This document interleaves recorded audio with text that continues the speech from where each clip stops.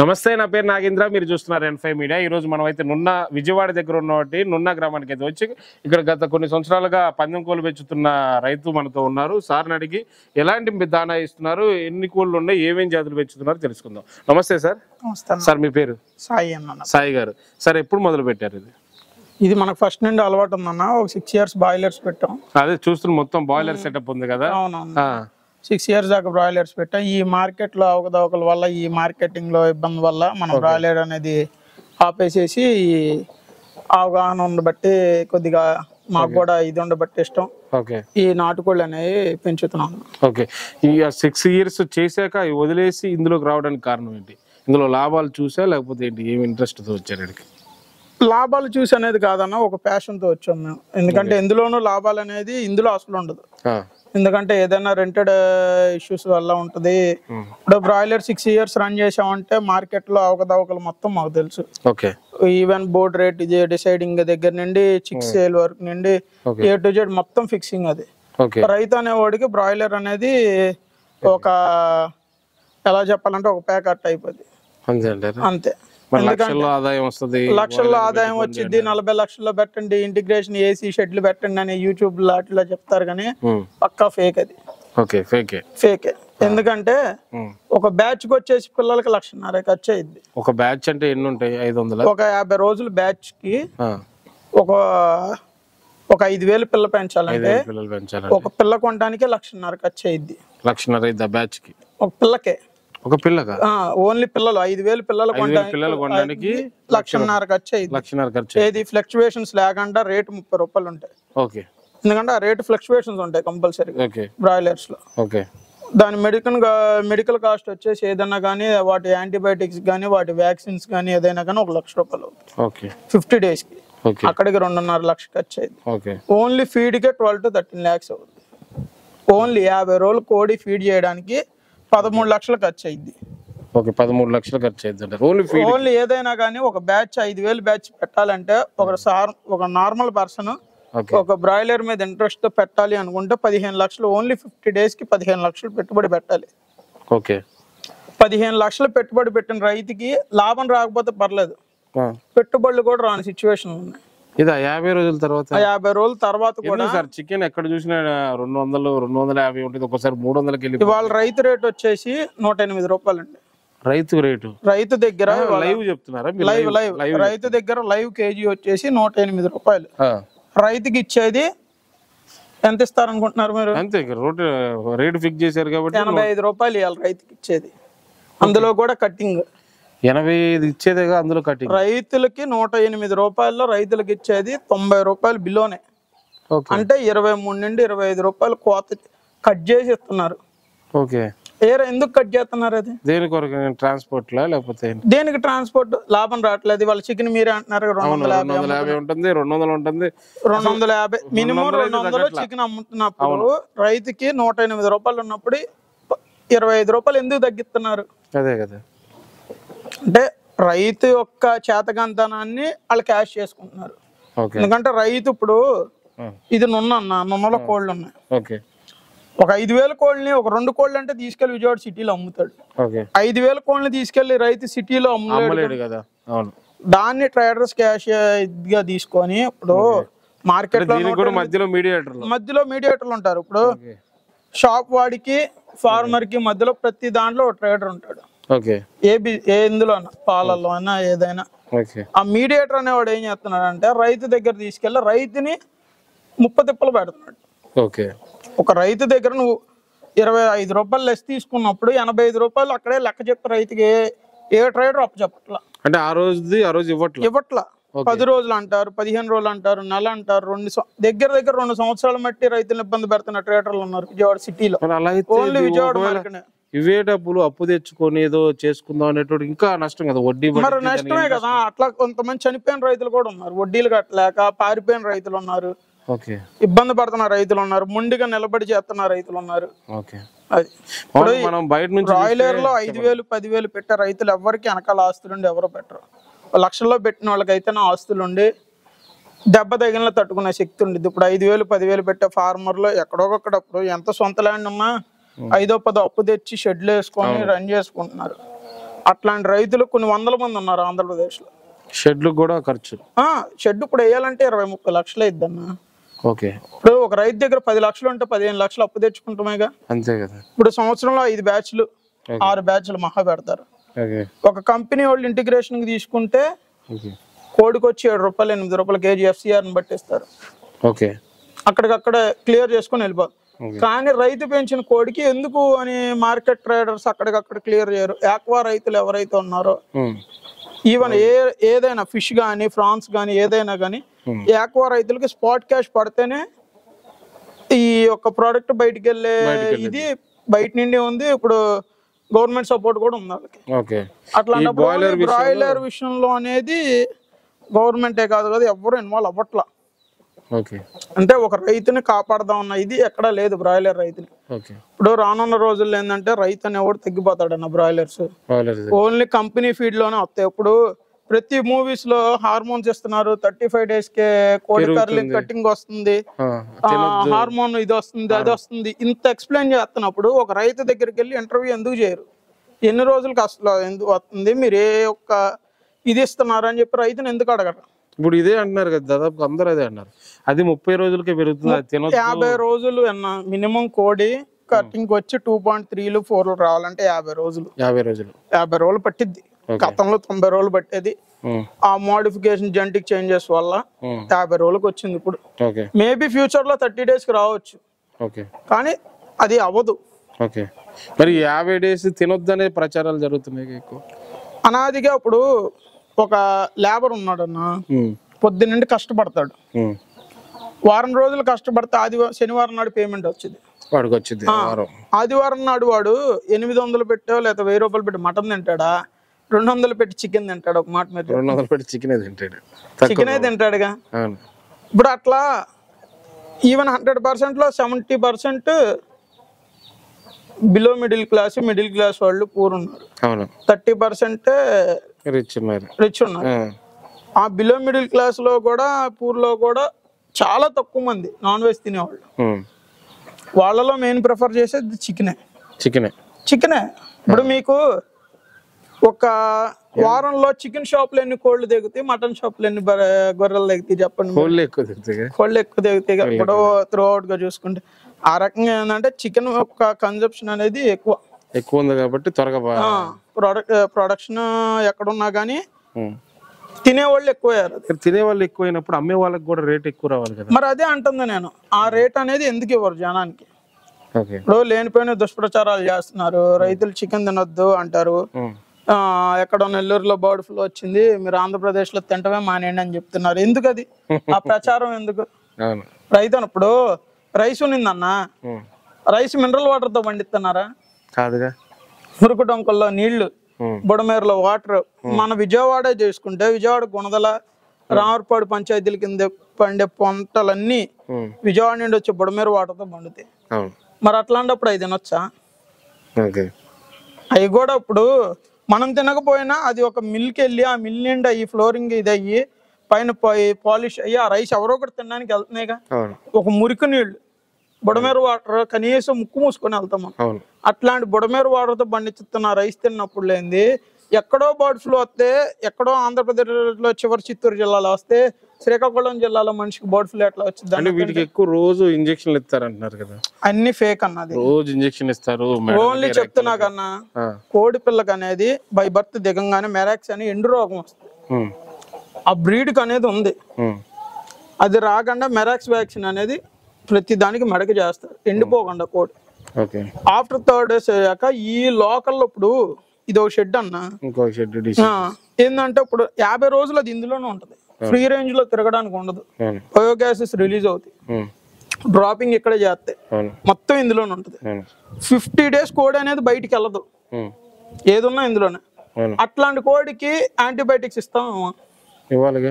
ఇప్పుడు మనమే ఉన్నాం అన్న, ఒక కరోనా పేషెంట్ ని ఒక కరోనా వార్డ్ లో పెట్టాక తనకి కావాల్సిన యాంటీబయాటిక్స్ ఇస్తామా లేదంటే బయట తిరుగానే వదిలేస్తామా? ఇస్తాంగా కంపల్సరీగా. ఒక కోడి ఇప్పుడు తన ఆరోగ్యంగా ఉండాలంటే తనకి యాంటీబయాటిక్స్ ఇవ్వాలి కదా. ఒక సిక్ రూమ్ లో పెట్టినప్పుడు తను బయటికి. బ్రాయిలర్స్ కూడా అంతే, వాటికి ఇతర నుండి ఏ రకమైన హార్మ్ఫుల్ ఇన్ఫెక్షన్స్ రాకుండా ఉండటం కోసమే 3 వ్యాక్సిన్లు వేస్తారు. అంతేగాని లోపల వాటికి కండ పెంచడానికి ఇది అది అవన్నీ బఫర్స్ పెడతాం గానీ అట్లాంటి అనేది నథింగ్ మ్యాటర్. అదంతా కేవలం దుష్ప్రచారం. అన్ని ఫేక్ అన్నది. మరి వీటిని ఫ్రీ రేంజ్ లో పెంచలేరా బాయిలర్స్ ని? బ్రాయిలర్స్ కష్టం, అది నష్టం వచ్చింది. ఎందుకంటే బ్రాయిలర్ అనేది ఒక test tube baby type. Okay, అప్పుడు కృత్రిమంగా తయారు చేసిన కోడి అది. ఒక మెయిల్ ఫీమేల్ క్రాస్ అవ్వకుండా ఓన్లీ సమ్ జెనెటిక్ చేంజెస్ వల్ల ఒక ఫీమేల్ పెట్టే ఎగ్ ద్వారా వచ్చింది బ్రాయిలర్. బ్రాయిలర్ అని కాదు, మనం తినే లేయర్ ఎగ్ కూడా ఒక కేజెస్ లో దగ్గర 16 to 18 months అందులో ఫీడ్ చేశాక ఆఫ్టర్ 18th వీక్ తర్వాత అవి లేయింగ్ స్టార్ట్ చేస్తాయి. వితౌట్ ఎనీ మెయిల్ ఇంటరాక్షన్ అవ్వకుండా ఒక ఫీమేల్ అనేది ఎగ్ లే చేస్తుంది. అది దేనికి? ఎగ్ నుంచి వచ్చింది అది నేను చెప్పేది. ఎందుకంటే ఏదైనా ఆర్టిఫిషియల్ అయిపోయింది ఇప్పుడు. మరి మీరు మీ ఫామ్ లో ఇప్పుడు నాటుకోళ్ళు కూడా పెట్టారు కదా, మీరు బాయిలర్ తింటారా ఈ నాటుకోళ్ళు తింటారా? మేము రెండు తింటాం. నేను మోస్ట్లీ బ్రాయిలర్ తింటాం. బాయిలర్ తింటారా? నేననే కాదు, ఇప్పుడు కాలేజ్కి వెళ్ళే పిల్లోడు బయట వచ్చి చికెన్ పకోడీ తింటాడు, లేకపోతే ఇంటికి వెళ్ళి నాటుకోడి ఫ్రై చేయండి అని అడిగాడు. Chicken pakodi same. ఏంటంటే బయట పబ్లిక్ లో నాటుకోడి అనేది రేర్. ఏదైనా వెకేషనల్ గా మన ఫ్యామిలీ మెంబర్స్ ఒక సండేనో లేకపోతే మంత్లీ వన్స్ ట్వైస్ తింటారు. నాటుకోడి అనేది ఓన్లీ తెలంగాణలో ఫేమ్. ఎందుకంటే వాళ్ళు కొద్దిగా డ్రింకింగ్ చేస్తారు, దానికి తగ్గట్టుగా స్టఫ్ కింద అది ఓకే పండగలకి ఆడికి. ఇట మన లోకల్ ఏపీ ఇటన్నిటిలో ఏంటంటే బ్రాయిలర్స్ ఇప్పుడు ఎవరు అన్నా ఇప్పుడు బయటికి వెళ్తాం, కేఎఫ్సీ కనపడిద్ది, వెళ్తాంగా. అంటే ఒక రొటీన్, ఒక మనిషికి డైలీ రొటీన్ లో బ్రాయిలర్ అనేది కలిసిపోయింది. అంటే ఒక రైస్ అట్లా తింటాము, కర్డ్ ఎలా తింటాము, చికెన్ కూడా అట్లా. ఇదే బాయిలర్ ని మనం 6 నెలలు 7 నెలలు పెంచి ప్రజలకు ఆరోగ్యకరమైన కోడిని అందించలేమా? 6 నెలలు 5 నెలలు అనేది ఫీడ్ ఆఫ్ కాస్ట్ అన్న. ఫీడ్ కాస్ట్ ఒక 6 years బ్యాక్ బ్రాయిలర్స్ కు పెట్టే స్టార్టర్ కాస్ట్ వచ్చేసి 27,500. 50 కిలోలు బస్తా, 50 కిలోలు టన్ వచ్చేసి 27,100 kgs వచ్చేసి 27,500 ఉండేది. అంటే ₹27.50. 50 పైసలు ఒక కేజీ కాస్ట్ వచ్చి. ప్రజెంట్ వచ్చేసి ₹43,600 స్టార్టర్ కాస్ట్. ఒక చికెన్ రేటు 100 మించి పెరగల, ఒక మెడిసిన్ రేటు 100-1000 రూపాయల నుంచి పెరగల. కానీ ఒక ఫీడ్ రేట్ మాత్రం 28,000 నుండి, అంటే అప్రాక్స్ గా ఎంత పెరిగింది అంటారు? 16 to 17,000 పెరిగింది. అంటే 3/4 ఆఫ్ ద ఇదిలో పెరిగింది. ఓకే, మనం వీటికి ఫీడ్ తయారు చేసుకోలేరా? బాయిలర్ ఫీడ్ తయారు చేయొచ్చు అన్న, తయారు చేయొచ్చా? తయారు చేయొచ్చు. ఇప్పుడు ఏంటంటే కంపెనీ కాస్ట్ తగ్గింది, కానీ ఇప్పుడు ఆ కాన్సన్ట్రేషన్ ఇప్పుడు నాదే ఉందన్న షెడ్, నాకే ఒక 5,000 బ్యాచ్ ఫీడ్ కావాలి. ఎట్లా? నేను స్టాక్ తెచ్చుకోవాలి. ఇప్పుడు సోయా ఉంది, సోయా తెచ్చుకోవాలి, మొక్కజొన్న తెచ్చుకోవాలి, నూకలు కావాలి, టాక్సిమైనర్స్ కావాలి, ఫార్ములా తెలియాలి, ఎంతెంత కలపాలి, మొక్కజొన్న ఎంత కలపాలి, సోయా ఎంత కలపాలి, బియ్యం ఎంత కలపాలి, ఇవన్నీ కలిపాక రేషియో ఎంత వస్తుంది, FCR ఎంత వస్తుంది. అంటే ఒక కంపెనీ ఫీడ్ మేపితే 50 రోజుల్లో వచ్చే కోడి మన సొంతంగా తయారు చేసిన మేతలో ఎన్ని రోజులకు వస్తుంది? FCR మోర్టాలిటీ రేట్ అనేది ఒక కంపెనీ వాడు కాన్సన్ట్రేషన్ కలిపి బయటకు వదిలేటన్నా. వాడు చెప్పిన ఫార్ములాకి కోడి 50 days కి వస్తుంది. అదే రైతు 50 days తేలేకపోతున్నాడు. ఇప్పుడు గతంలో కూడా బ్రాయిలర్స్ ఉన్నాయన్న, 10-15 సంవత్సరాల క్రితం కూడా బ్రాయిలర్స్ ఉన్నాయి, ఒక 20 years క్రితం కూడా బ్రాయిలర్స్ ఉన్నాయి. అప్పుడు అయ్యే బ్రాయిలర్స్ కానీ లేయర్స్ కానీ ఫ్రీ రేంజ్ కింద వదిలేసేవాళ్ళు. ఒక 15 years బ్యాక్ ఏం చేశారంటే కేజెస్ సిస్టమ్, కేజీల్లో పెంచారు. ఇప్పటికీ కేజెస్ లోనే ఉంటుంది. ఇది వరకు ఏం చేసేవారంటే రైతుల దగ్గర మామూలుగా layers the chicks growing stage ఒకటి ఉండేది, లేయింగ్ స్టేజ్ ఒకటి ఉండేది. ఇప్పుడు రెండు మానేసి బయట వేరే ఎవరైతే పిల్లలు పెంచుతున్నారో వాళ్ళ దగ్గర 1,00,000 కోడి తెచ్చుకొని షెడ్ లో కేజెస్ ఎక్కించుకుంటున్నారు. అంటే ఏం చేశారు, చిక్కొక్క ఇదిని వదిలేశారు. చిక్కు పెంచాలి అన్న ఇది మళ్ళీ అన్ని ఇబ్బందులు పడలేక ఈజీ ఆఫ్ వే 16 నెలలు 18 నెలల తర్వాత ఇందులోకి షిఫ్ట్ చేసుకునే పద్ధతిలోకి వచ్చేసారు. మొత్తానికైతే ఈ బాయిలర్ అనేది నష్టం, రిస్కీ బిజినెస్ అన్న. నష్టం అని చెప్పను కానీ రిస్క్ ఎక్కువ. ఓకే సార్, ఇక మొత్తానికి వస్తే ఇప్పుడు మీరు పందెపు కోళ్ళు పుంజులు పెంచుతున్నారు కదా, ఏమేమి ఉన్నాయి సార్ మీకు పందెపు కోళ్ళు? మా ఇవన్నీ ఈస్ట్ వెస్ట్ గోదావరి సైడ్ అన్న.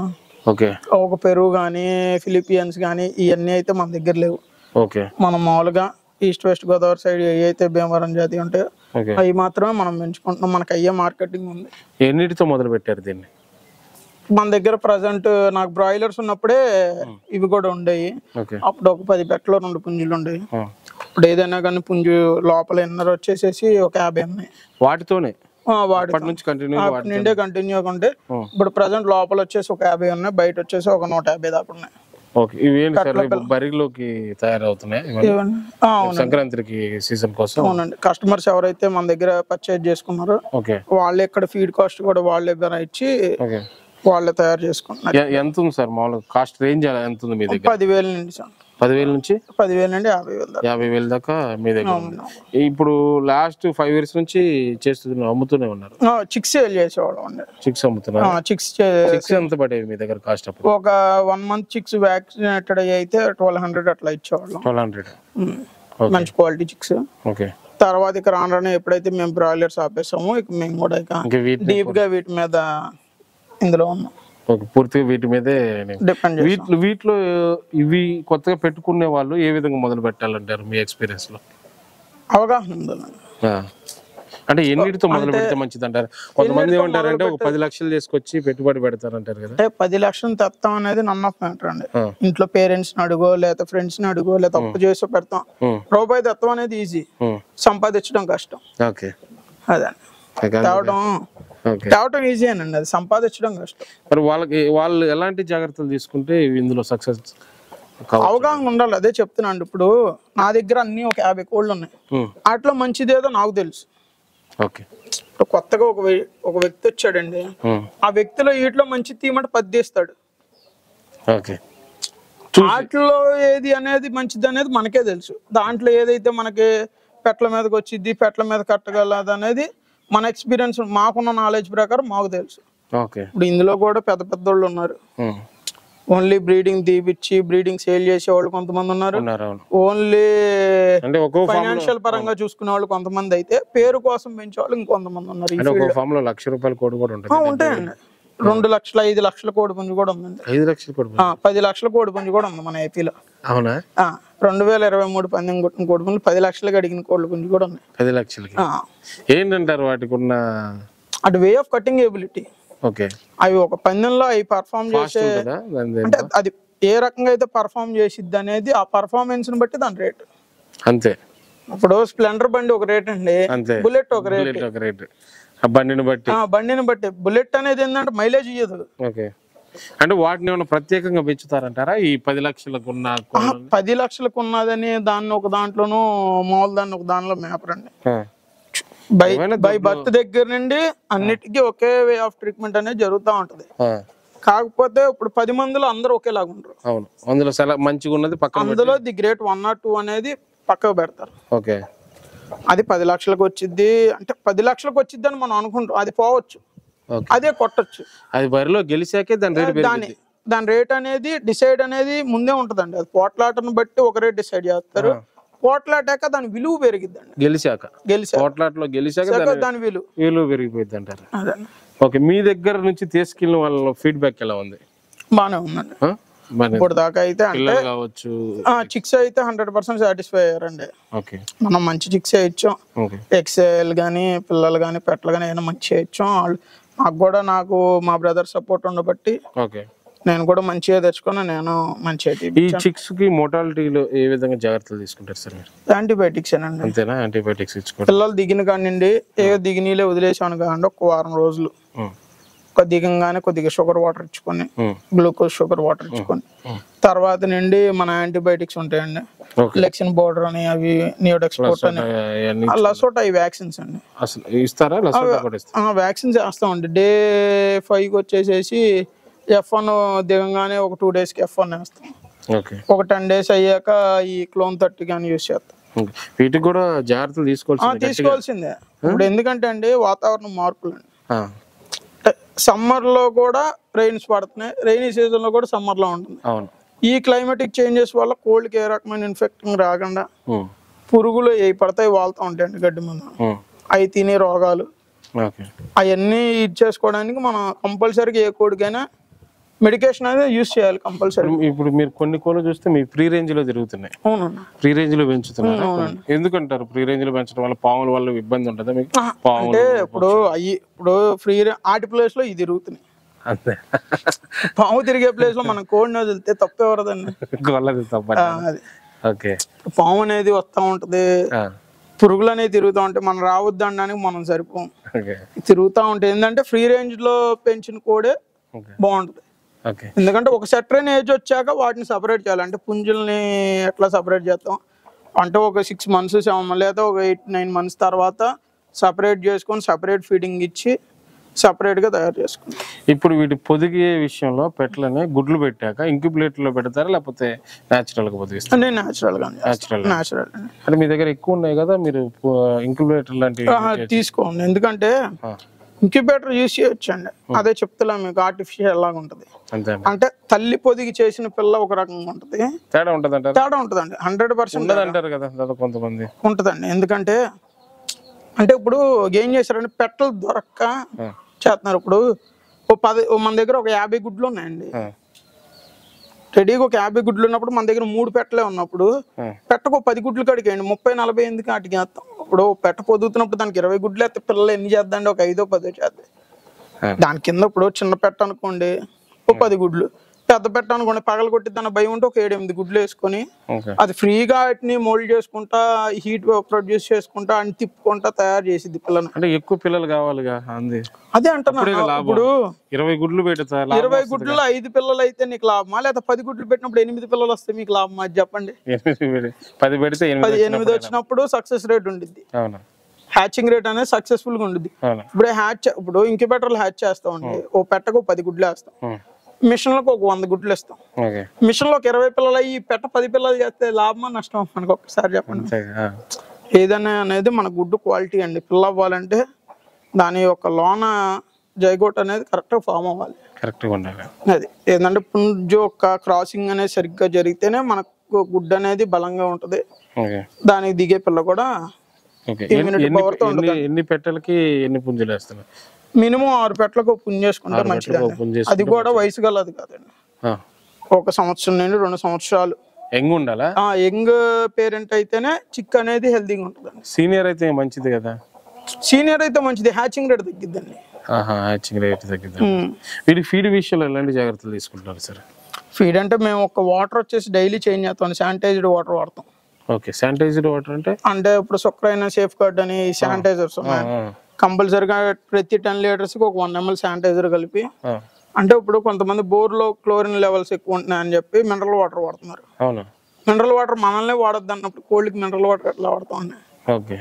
సో ఏంటంటే ఈ బోర్ వాటర్ లోనే శానిటైజర్ కలుపుకొని ఆ శానిటైజర్ వాటర్ ఇచ్చుకొని డే బై డే స్టార్టింగ్ వచ్చేసి కొన్ని వీటికి ఎగ్ వేస్తారు, కొంతమంది మీట్ పెడతారు, అట్లా ఇంకా చూసుకుంటే కొన్నేమో ఇలాంటి కేజీల్లో పెట్టారు, కొన్నేమో అలాంటి. అంటే ఇవన్నీ ఒక ఏజ్ అండి, 10 months ఈ గంపల్లో. ఆఫ్టర్ ఏంటంటే కొద్దిగా వాటికి కూడా ధైర్యం రావడం కోసం కొద్దిగా చీకటిగా ఉంటుంది అని చెప్పి బెదిరిలాగా ఉంటాయని చెప్పి వాటిలో పెట్టాం. ఇవన్నీ 10 months 10 months ఇవి. అవి ఒక్కో దానికి 14 to 16 months అలా ఉంటాయండి. 14 to 16. అందుకని వీటిని బయట పెట్టారు. ఓకే సార్, ఫైనల్ గా ఒకసారి కెమెరాకి ఫైనల్ గా కొత్తగా ఈ కోళ్ళ రంగంలోకి, ఈ పందెం కోళ్ళ రంగంలోకి రావాలనుకునే వాళ్ళకి ఏం చెప్తారు? ఫైనల్ గా చెప్పేది ఏం లేదండి, వచ్చే వాళ్ళకి అవగాహనతో వచ్చి రూపాయి ఉంది అనే మూర్ఖత్వంతో అయితే రావద్దు. దాని మీద కంప్లీట్ నాలెడ్జ్ ఉంది, లేదు మన ఇంట్లో ఎవరికైనా వాటి మీద నాలెడ్జ్ ఉంది అంటే మనకు బ్యాక్ బోన్ అన్న ఉండాలి, లేకపోతే బ్యాక్ సపోర్టర్ అన్న ఉండాలి. అంటే ఫైనాన్షియల్ గా కాదండి, ఫీల్డ్ ప్రకారం. ఇప్పుడు ఒక డైరీ ఫామ్ పెట్టామంటే పాలు తీయడం రాకుండా డైరీ ఫామ్ పెడతామా? రావాలి, మినిమం పాలు తీయడం వస్తేనే మనం డైరీ ఫామ్ పెట్టాలండి. అట్లాగే ఒక మనం వర్కర్ ఇప్పుడు మన దగ్గర 10 బర్రెలు ఉన్నప్పుడు కనీసం ఒక 5 బర్రెల దగ్గర మనం చేయగల ఇది ఉంటేనే మనం డైరీ ఫామ్ అనేది పెట్టాలి. వర్కర్ కి ఒక హెల్త్ ఇష్యూ వచ్చిందండి అన్ఎక్స్పెక్టెడ్ గా, ఏ మిడ్ నైట్ లేకపోతే ఏ స్ట్రోక్ లాంటిది వచ్చి చనిపోవచ్చు. మరి అదే టైంలో ఇప్పుడు మనం పొద్దున్నే లేచి వర్కర్ని ఎత్తుక్కుంటామా, లేకపోతే మనం దిగి పని చేసేటట్టు ఉంటాం? అట్లా దిగి చేసుకునే ఇది ఉంటేనే. ఇప్పుడు ఏంటంటే ఇవాళ ఉన్న టెక్నాలజీకి సోషల్ మీడియా, ఇన్స్టాగ్రాము, టెలిగ్రామ్లు, ఫేస్బుక్, వాట్సాప్లు ఎక్కువ అయిపోయినాయి. అవి చూడటంలోనే most of the time spend అయిపోతుంది. అంటే వాళ్ళు అవి చూడగానే మేము ఇంకా చేయగలం అనేసి వచ్చి దిగేస్తున్నారు.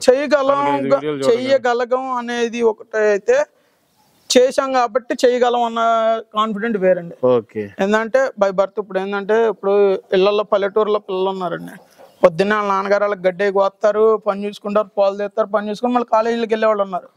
వాళ్ళ సపోర్టింగ్ వేరండి. వాళ్ళంతా ఎట్లా ఉందంటే రేపు జాబ్ కొట్టుకొని అంటే చిన్నప్పటి నుండి కష్టపడ్డాం కదా, ఓ జాబ్ తెచ్చుకొని వెళ్ళిపోతాం అన్న మైండ్ సెట్ తో వాళ్ళు ఉంటున్నారు. లగ్జరీగా తిరిగేసిన వాళ్ళు ఏంటంటే ఓకే ఒక 10 బఫెలోస్ పెడితే 120 లీటర్ అమ్మితే మనకి ఇంత వస్తుంది, ఇంత ఇంకా మమ్మీ డాడీ అని చెప్పి ఫ్రీగా ఇది అయ్యేటప్పటికి వీళ్ళకి ఒక టైప్ ఆఫ్ మైండ్ సెట్ లో ఉన్నారు వీళ్ళు. ఓకే. విలేజ్ లోకి వెళ్ళి ప్రశాంతంగా లక్షల్లో ప్రశాంతంగా ఉంటారు, సిటీలో కంగారు ఎందుకులే అని ఎడ్యుకేటెడ్ అది కంప్లీట్ గా ఇది అవుతుందండి. Okay. Thank you so much sir. Thank you.